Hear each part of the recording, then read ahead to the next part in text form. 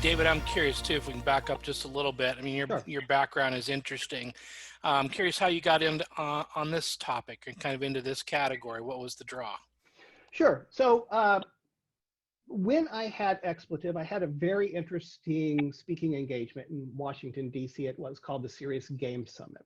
And I gave this whole thing about how to develop emotional hooks to how basically you had to use the human psyche to get your point across. And I used something we had done for Hudson Bay pollution and some other projects on how we got people within seconds to really be vested into what we were doing and how we use technology to get them there.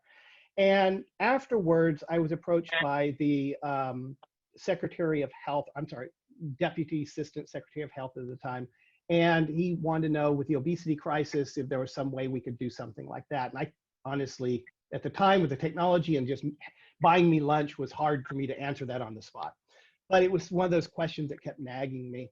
And so after, when the company was done, we were producing services when we got purchased by a competitor, that sort of stayed with me, and I kept thinking about it on occasion. And so I came across the idea of what is it that in our psyche, what primal behaviors cause us not to exercise? And there is actually, it's well documented, it's out there, you can look it up, you can find out about this. And so once I started looking at that, like, well, how can you counter it? And we came across this idea, an original company in 2016 was called Free Motion, and it was a consumer fitness concept. So we started developing the prototype.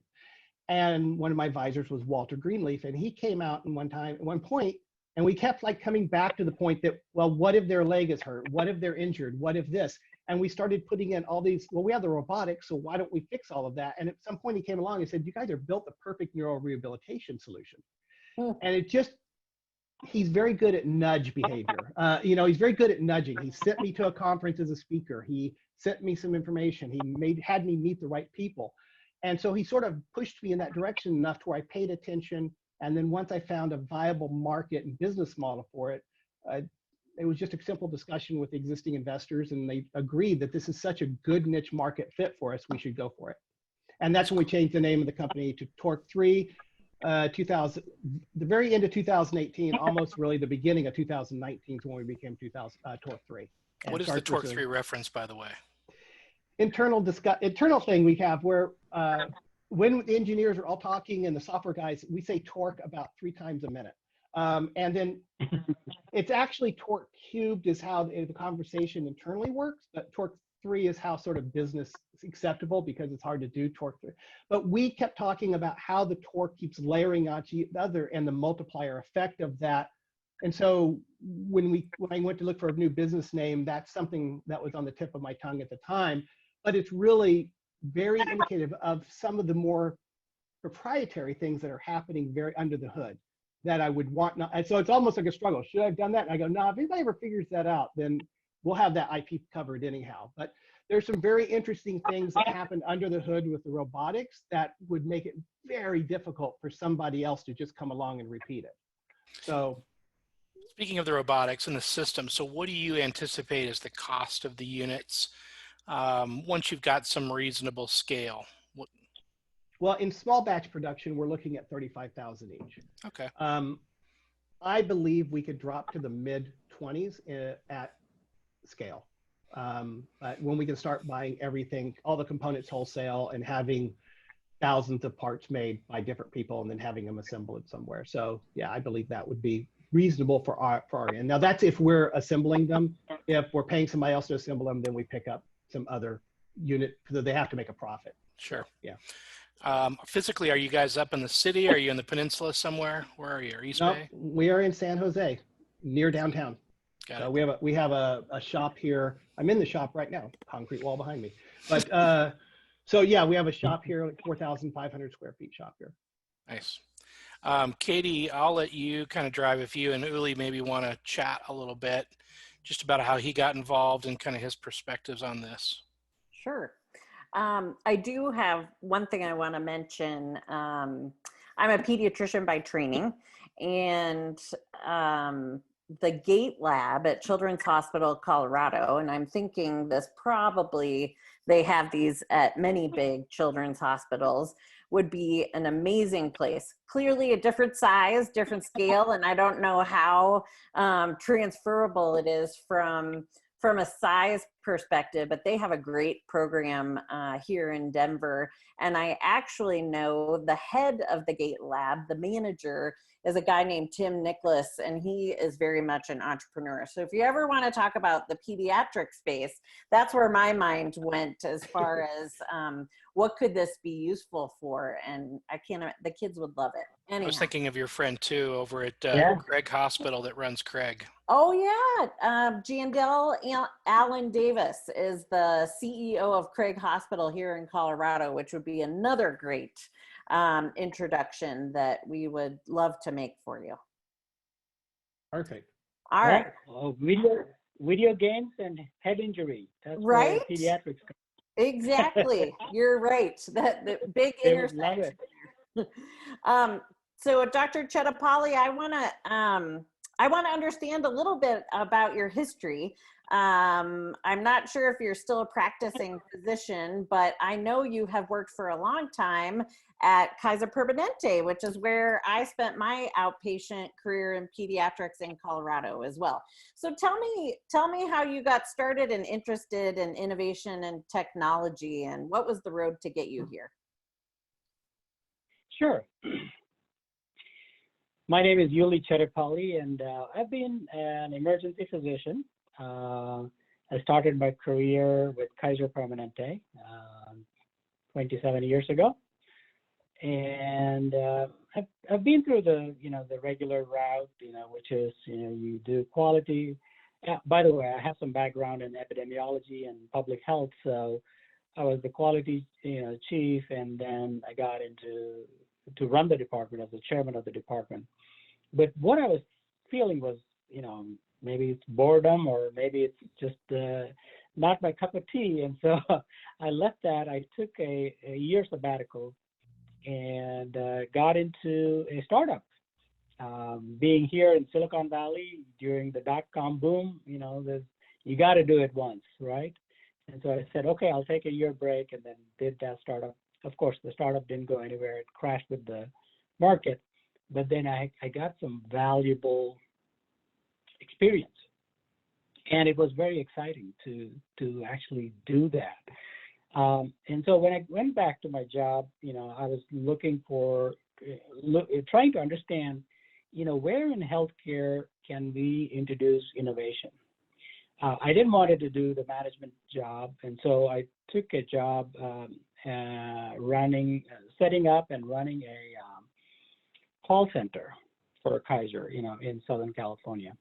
And so that was an interesting experience. I kind of understood all the pieces that go into it, which is where when patients go out of network, how do you bring them back? How do you control the cost? How do you make sure the quality is maintained when you don't have access to the EHR? Those kinds of things, I have to deal with.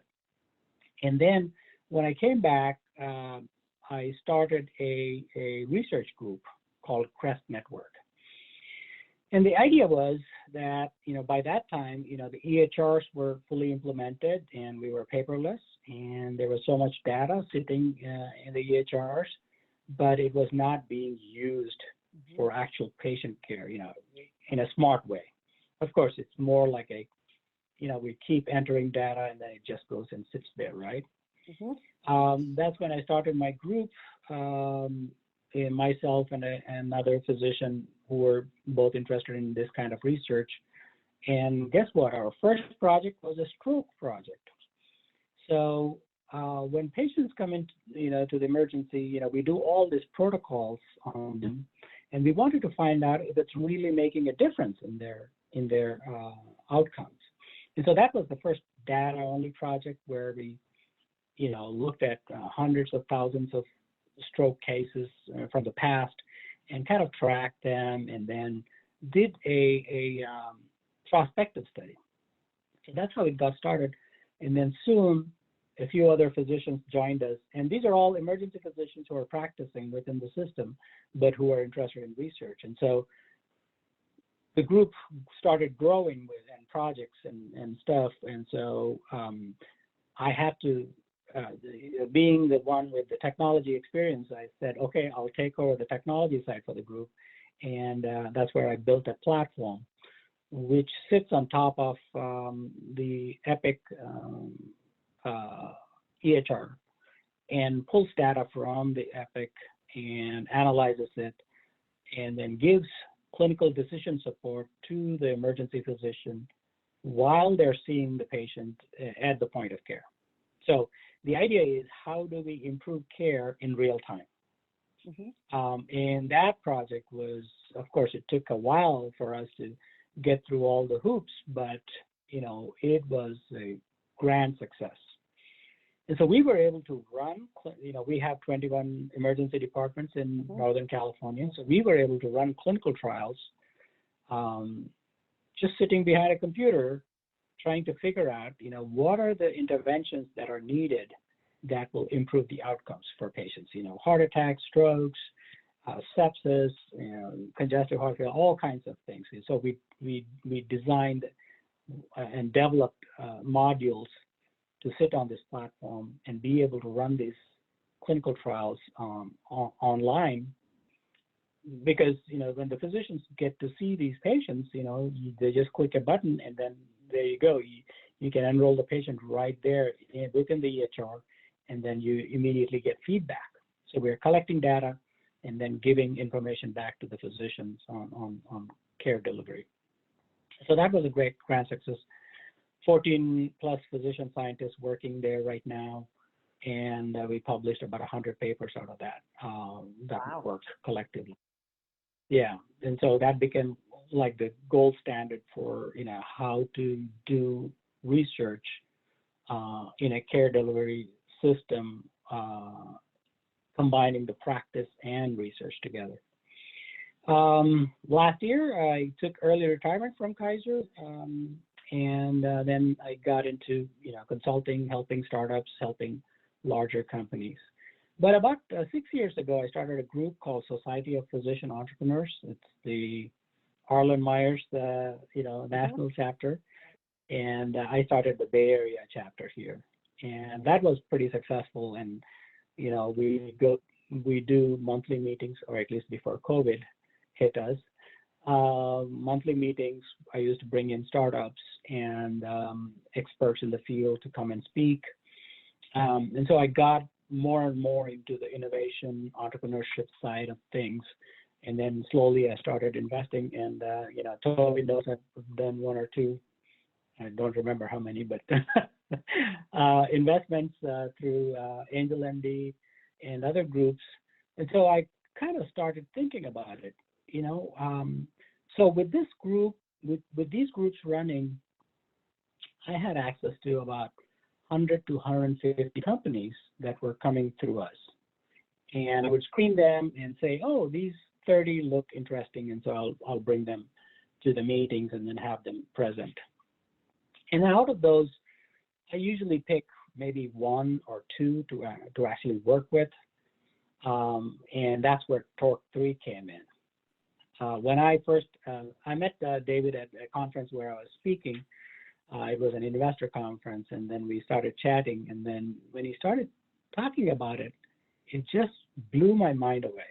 And that's the first requirement for me to get involved with a startup. Mind-blowing technology.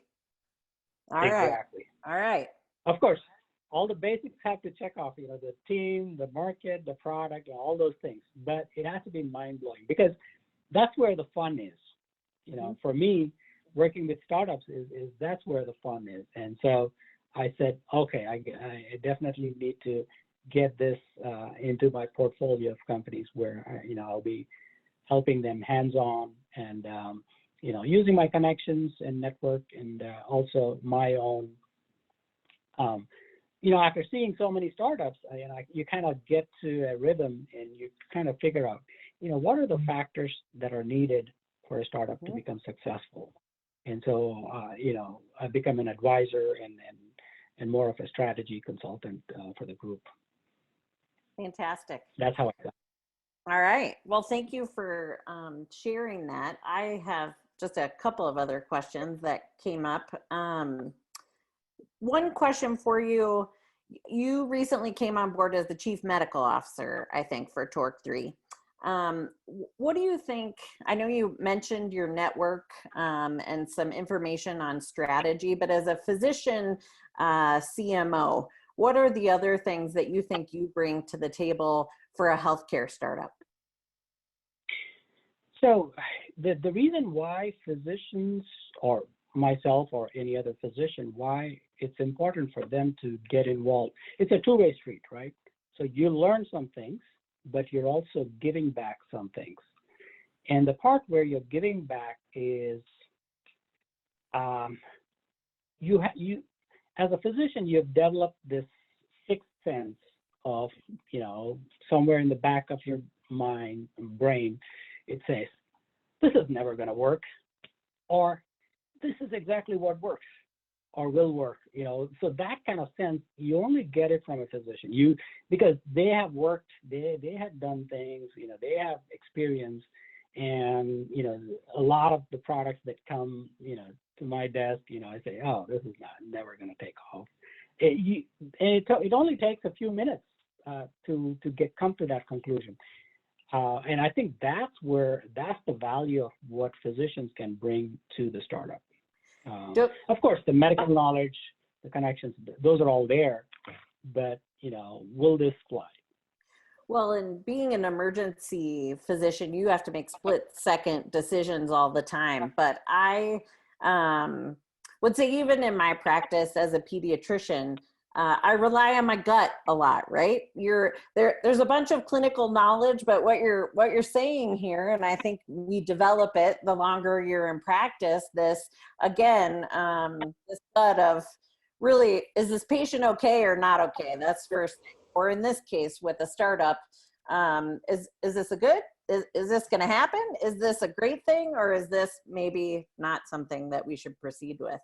So I could equate that, at least in my opinion, to partially to our training, right? We have to make those decisions all the time. And then being in the healthcare environment is totally different from, being a technologist, right? I exactly know what physicians will like and will not like. Mm-hmm. Yeah. And then using that psychology of physicians is important because, for example, for my research studies, we have to figure out what will make the physician click that box in that EHR to open our platform. Right. What are the incentives? Change behavior. You have to be able to change behavior. Yeah, and then how do you build credibility? That they will trust you, that you will provide them with the right solution. And so those are some of the things that come with experience, and that's what physicians bring to startups, I think. I love it. So one last question from me. You say that Torque 3 is a game changer. What about it? What's the one or two things about Torque 3 that makes this company a game changer in your mind, in your gut? So this, as David has shown, stroke is a huge market. And it has been starving for innovation for a long time. There's nothing really, really good. That's number one. So it has to have a big enough market. They're not like 100 competitors trying to do the same thing, like telemedicine or something like that. That's number one. Number two, of course, the team. Team is unbelievably experienced in all of these. That you cannot ignore. The third thing is that you have to be a leader. In other words, you have to be the first one out there that provides a totally, you're changing the game. In other words, you're creating this whole new market, this whole possibility of a platform, not just a product. Because the product is, okay, what if something else comes and beats it, right? if you have a platform, for example, can you use this in Alzheimer's? Can you use this for autism? Can you use this for head injury? Can you use this for, vestibular, dizziness? Of course, there's so many things that you can really think about about it as a platform. That's what I like about it. And the final thing is that it brings different modalities together like it has never been done before. You bring the robotics, you bring, the VR, and then you add machine learning to it. Unbelievable, confluence of technologies. That's where I think, the advantage is. Wonderful. Let me just ask a couple of questions. One for you, Uli, and then I'm going to bring it back to David, maybe just to wrap up. But one of the things that we are trying to accomplish is getting physicians who have walked in your shoes but have not taken that step to get involved and support a company like Torque3. So as you think about the next, set of milestones for the company, maybe just let's say the next 6 to 9 months, Uli, as you think about your role and kind of where you can be most contributive, what does that look like, sort of day to day? As if I'm a physician, what does that look like for you working with the company now, between now and the fall? So, so the first thing is obviously, you're helping the company, check off the right boxes. Okay, FDA approval. Do we need it? Reimbursement. How do we do that? Who would be the users? What is the best way to enter this market? Because healthcare is a totally different beast compared to any other, industry, right? So who would be the ones that would benefit? Healthcare, somebody else is paying for somebody else's benefit, for somebody else is recommending, somebody else is actually making the decision. So that's a complex ecosystem. So how do you navigate this? So that is the number one role for me, is to advise and help navigate that. The second role I feel is that, how do you connect the dots? Like, I'll give you an example. I was, on LinkedIn, and I was looking at a post by this doctor, and she was talking about a new discovery in the brain about a lymphatic system that helps with, taking away, waste products from the brain. And that is kind of a new discovery. I said, wow, I didn't realize that. Oh, does that mean, and as I was looking at her presentations and stuff, does that mean, maybe the lymphatic system is not working in some of the, degenerative brain disorders like, Alzheimer's or something like that? Maybe we need to understand this better. And so I just think her, hey, and we started chatting, and then I realized, wow, this woman, she really knows her stuff. She really, she's a professor and all that. I said, hey, this is what I'm working on. What do you think? And she said, wow, this is great. And so those kinds of connections, they won't happen unless you are in the game, unless you are, in the field, looking for those opportunities. And that's the biggest advantage a physician can bring, to a company. Yeah, there's no question about that. And David, maybe just to kind of bring this all back full circle, if you wouldn't mind, just walk us through. You kind of showed it. You showed us the phases in the presentation, some of the next milestones. Talk to us about financially what the goals are to make that happen, and how you're structuring that, and kind of timelines. Sure. Also, really quick before I start, we have 3 physicians who have invested so far. Tim, Uli, as well as an orthopedic surgeon, does knee replacements, is invested as well. So you may want to be able to get some of their information. I could set up you talking to them if you'd like. as well as Pam, if you're interested. She's a rehabilitation registered RN. So the next steps with the financing. So the seed round is really positioning us to get to market.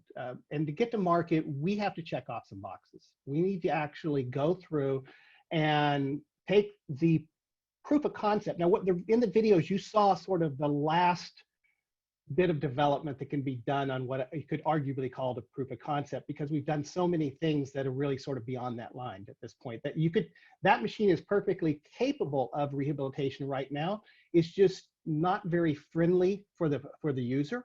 There's a lot of time to put them in and out. So, but functionally, the robotics work.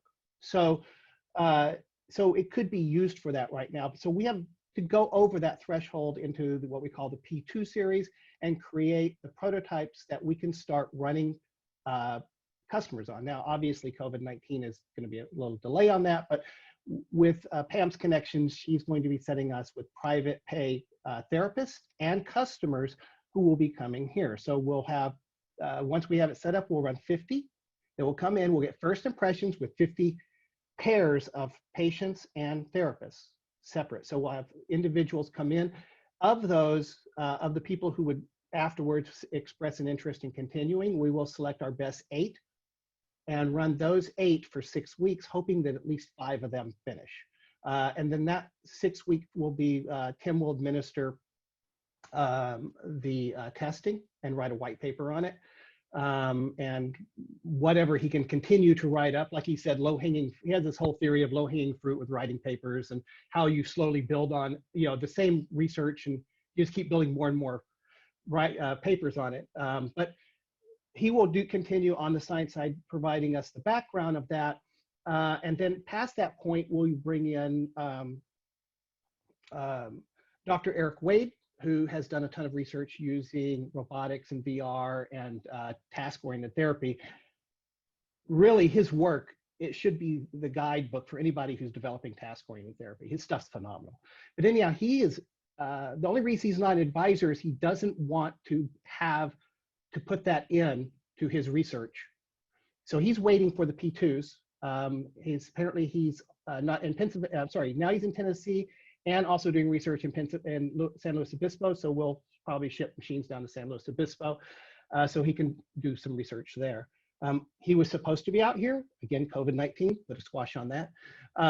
So he missed his visit time. But so along with that, we will then we'll develop the P3s after that and go to market with this series. Now, some of those machines will go to Germany because they have a 6-week pilot study they have to do to then submit for their permission to run clinical trials. That is happening through their university system, University of Tübingen in the south, as well as University of Halle through Dr. Patrick Jan is the project director. And they're bringing in the Hertie Institute for Clinical Brain Research and ZAR, which is their largest rehabilitation franchise, I guess, throughout the country. Is on board on the team at this point. So, and the partner over there is a company called Sachsenring Bike Manufacturer. So it's a perfect sort of, partnership. They're actually they're in Belgium right now talking to the holding company that owns them, looking to see if they can get some investment money, because there's this whole local economic development funding going on. There's a lot of mired in with the government, universities, and public systems over there. It takes forever. I've been dealing with them since July at an incredible snail's pace. So, but the text from this morning said everything's going great. So we'll see.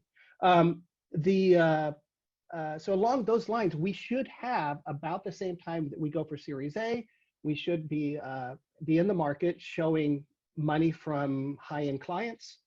So we have that traction. We should have research that we've done plus research that's ongoing. So it will be preliminary that we can show. And then obviously, if everything works out great with Uli and I out there beating on doors, we'll have our first orders on paper, and we can go to get our Series A and show that kind of traction. So that's sort of the plan. Is like everybody else, seed is really just an objective of getting to Series A, because it's all about showing you're worthy of scaling. So putting you in the market, getting that first money at doing some local scaling, Series B, assumption would be then we would do scaling throughout the US at that point.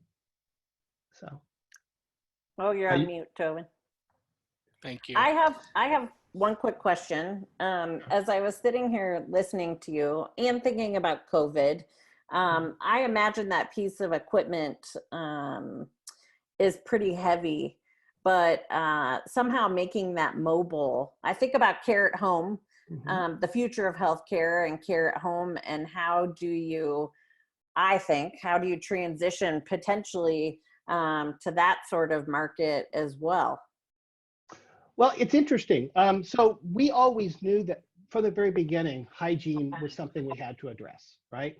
And so we always had a plan for hygiene. We just weren't really planning on doing it for a while.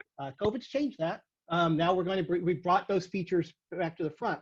So starting with it, unlike other VR headsets, our design right now at least still has a magnetic attachment for the face contact. We will actually go ahead and redesign it to where it contacts to the entire portion that connects to the head. So that part gets popped off, per patient and then disinfected and dried. So there's always a brand new one.